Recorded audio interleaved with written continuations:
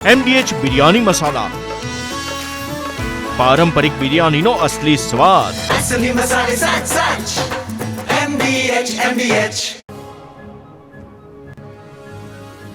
મકર સંક્રાંતિ પર રાજ્યમાં વર્તાઈ શકે છે ઠંડીનો ચમકારો. અમદાવાદમાં તાપમાનનો પારો 10 ડિગ્રીએ પહોંચે તેવી શક્યતા. અનેક જિલ્લામાં તાપમાન 2 થી 3 ડિગ્રી નીચું જવાની સંભાવના. અમદાવાદમાં તાપમાન નીચું રહેવાની હવામાન નિષ્ણાંતોની આગાહી. ખેડૂતોને હજુ ટેકાના ભાવે વેચેલી મગફળીના રૂપિયા ન મળતા કિસાન કોંગ્રેસના ચેરમેન પાલ આંબલિયાએ આપી આંદોલનની ચીમકી. કહ્યું, ખેડૂતોએ મગફળી વેચીને 1.5 થી 2 મહિના થઈ ગયા. રૂપિયા 7 દિવસમાં મળી જશે તેવો કૃષિ પ્રધાને વાયદો કર્યો હતો. સરકાર પાસે તાઇફાના રૂપિયા છે પણ ખેડૂતોને આપવાના નહીં. 7 દિવસમાં રૂપિયા ન મળે તો કરાશે આંદોલન. પતંગ મહોત્સવમાંથી બાકાત રખાયા બાદ છેવટે વડોદરામાં થયું આયોજન. આંતરરાષ્ટ્રીય પતંગ મહોત્સવ શરૂ થયો છે. નવલખી મેદાનમાં યોજાઈ રહ્યો છે પતંગ મહોત્સવ. 18 દેશના પતંગ રસિકો પતંગ મહોત્સવમાં જોડાયા.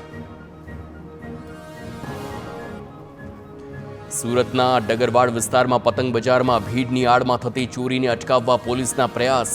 લાલગેટ પોલીસે ખિસ્સા કાતરોથી સાવધાન રહેવાની કરી છે અપીલ. રાત્રિ દરમિયાન ડ્રોન મારફતે પોલીસે ચાંપતી નજર રાખી છે. પતંગ બજારમાં પેટ્રોલિંગ પણ કરવામાં આવ્યું. ચાઇનીઝ દોરી વેચનારા વેપારી સામે કરાશે કડક કાર્યવાહી. સુરતમાં ઉત્તરાયણના તહેવારમાં BRTS બસની સેવામાં કાપ મૂકવામાં આવ્યો. 14 તારીખે 30% અને 15 તારીખે 50% જ બસો દોડશે. તમામ 367 બસો નહીં રહે કાર્યરત. તો BRTS કોરિડોરમાં પતંગ લૂંટવા દોડતા હોવાથી લેવાયો છે નિર્ણય. અમદાવાદમાં ઉત્તરાયણ પહેલા મુખ્યમંત્રીએ કરુણા અભિયાનનો પ્રારંભ કરાવ્યો. વાઇલ્ડ લાઇફ કેર સેન્ટર પર કરુણા અભિયાન શરૂ કરવામાં આવ્યું. ઉત્તરાયણમાં પતંગની દોરીથી ઘાયલ થતા પક્ષીઓની સારવાર કરવામાં આવશે. તો આ સાથે જ ઘાયલ પક્ષીઓને રેસ્ક્યુ સેન્ટર પર પહોંચાડવામાં આવશે.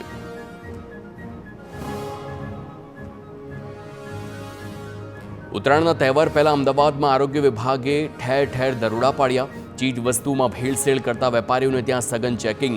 ઊંધિયું જલેબીના સેમ્પલ લેવામાં આવ્યા. પરીક્ષણ માટે સેમ્પલો લેબોરેટરીમાં મોકલી આપવામાં આવ્યા. રેપિડ ટેસ્ટિંગ કીટ દ્વારા પણ કરાયું છે ચેકિંગ. સુરત મહાનગરપાલિકાના આરોગ્ય વિભાગનો શહેરભરમાં સપાટો. ખાણીપીણીની દુકાનો, પાણીપુરી વિક્રેતાઓને ત્યાં ચેકિંગ હાથ ધરવામાં આવ્યું. ગંદકી અને આરોગ્યના નિયમોના ઉલ્લંઘનનો પર્દાફાશ થયો છે. ગંદકીથી ખદબદતી જગ્યામાં બનતી હતી પાણીપુરી. અખાદ્ય અને સડેલા બટાકા, ડુંગળીના જથ્થાનો નાશ કરવામાં આવ્યો. પાણીપુરી વિક્રેતાઓને ત્યાં ફટકાર્યો દંડ.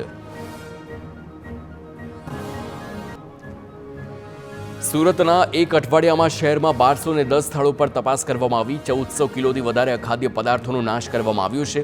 73 એકમોને નોટિસ ફટકારવામાં આવી છે. 10 એકમો હંમેશા માટે બંધ કરી દેવામાં આવ્યા. આરોગ્ય વિભાગે કુલ 2,61,000નો દંડ ફટકાર્યો. અલથાણમાં પણ ખાણીપીણીની 74 દુકાનોમાં ચેકિંગ. વડોદરામાં ઉત્તરાયણ પૂર્વે આરોગ્ય વિભાગની કામગીરી. વિવિધ વિસ્તારમાં આવેલ ફરસાણની દુકાનના ચેકિંગ હાથ ધરવામાં આવી છે. ચીક્કી, તલના લાડુ, ઊંધિયું અને તેના રો મટીરિયલની તપાસ કરવામાં આવી. શહેરના કડક બજારમાં મીઠાઈની દુકાનમાં હાથ ધરાયું ચેકિંગ. આરોગ્ય વિભાગે જલેબી અને અન્ય વસ્તુઓના સેમ્પલ લીધા. કચ્છના આદિપુરના ઘોડા કેમ્પ વિસ્તારમાં ગેરકાયદે મસ્જિદ ધ્વસ્ત કરાઈ. ગેરકાયદે બનેલી મસ્જિદનું 5000 ચોરસ ફૂટનું બાંધકામ જમીનદોસ્ત કરવામાં આવ્યું. અંદાજે 4 થી 4.5 કરોડની સરકારી જમીન દબાણ મુક્ત કરાઈ. તો ગાંધીધામ મહાનગરપાલિકા અને પૂર્વ કચ્છ પોલીસે સંયુક્ત કામગીરી કરી.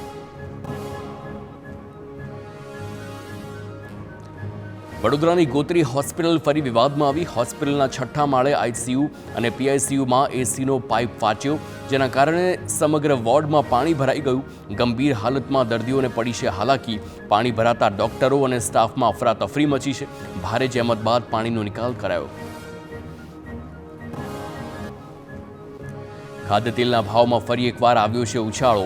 સિંગતેલના ભાવ પ્રતિ ડબ્બે ₹120નો વધારો નોંધાયો છે. સિંગતેલના 15 કિલોના ડબ્બાનો ભાવ ₹2725 પહોંચ્યો છે. મગફળીનું મોટા પાયે ઉત્પાદન અને મબલક આવક છતાં ભાવમાં વધારો થયો. સટોડિયાઓના કારણે સિંગતેલના ભાવ ઊંચકાય તેવી ચર્ચા.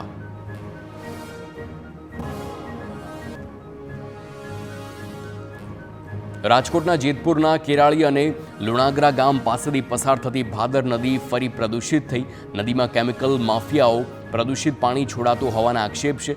ભાદર નદીમાં ફરી કેમિકલ દેખાતા આસપાસના ખેડૂતોમાં રોષ છે. નદીમાં પ્રદૂષિત પાણી ઠાલવતા માફિયાઓ સામે કાર્યવાહી કરવાની માંગ. બનાસકાંઠા જિલ્લામાં દૂષિત પાણીની ફરિયાદોની ભરમાર. નળમાંથી આવતું પાણી પીવાલાયક ન હોવાનો કેન્દ્ર જળશક્તિ મંત્રાલયનો ચોંકાવનારો રિપોર્ટ. પાણીમાં ખારાશ અને ફ્લોરાઇડનું પ્રમાણ વધુ હોવાનો ઉલ્લેખ છે. લોકો આરઓ ફિલ્ટર અને ટેન્કરના પાણી પર નિર્ભર બન્યા. ચેકિંગમાં પણ પાણી ગંદુ હોવાની બાબત સામે ન આવી હોવાનો પુરવઠા વિભાગનો દાવો. જામનગરના જામજોધપુરમાં બાલવા ફાટકથી દ્રાફા ફાટક સુધીનો રસ્તો અત્યંત ખખડધજ હાલતમાં. શાળા, હોસ્પિટલ, માર્કેટયાર્ડ સહિતના વિસ્તારને જોડતો માર્ગ જ ખરાબ. રોજની અવરજવર કરતા વાહન ચાલકો સાથે જ સ્થાનિકો અને રાહદારીઓ થઈ રહ્યા છે પરેશાન. અનેકવાર રજૂઆત કરી હોવા છતાં કોઈ કામગીરી ન કરતા સ્થાનિકો કંટાળ્યા છે. સમારકામ નહીં થાય તો ઉગ્ર આંદોલનની ચીમકી આપી. સુરેન્દ્રનગરના વહાણવટીનગર વિસ્તારમાં પ્રાથમિક સુવિધાઓના અભાવે રહીશો ત્રસ્ત. 4 વર્ષથી વિસ્તારમાં પ્રાથમિક સગવડો ન મળી હોવાનો લોકોનો દાવો છે. ખુલ્લી ગટરો, બિસ્માર રસ્તા અને લાઇટની સમસ્યા છે. પાલિકાની વારંવાર રજૂઆત કરાઈ હોવા છતાં નથી થયું કામ.